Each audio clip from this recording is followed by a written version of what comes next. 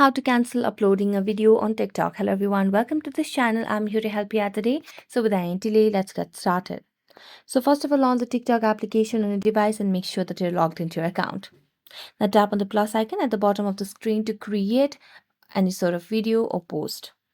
So I'm gonna click a random video over here for some seconds. So let me just click on and hold it over here and then tap on the check mark at the right side of the screen. So as you do that, what you can simply do is you can simply tap on next, and as we tap on next, it will give us the option to post. So let's tap on post over here for now. Now, if you want to cancel it, it's showing the percentage of the video over here. So if you want to cancel it, you cannot cancel it directly, because that feature is not available. So what you can simply do is go back to your profile at the bottom right corner of the screen.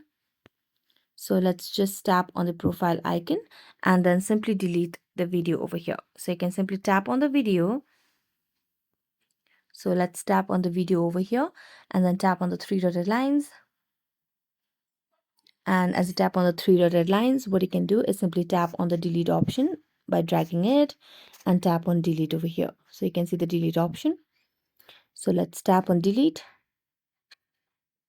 and there you go. So that's it. Thank you so much for watching this video. See you next time.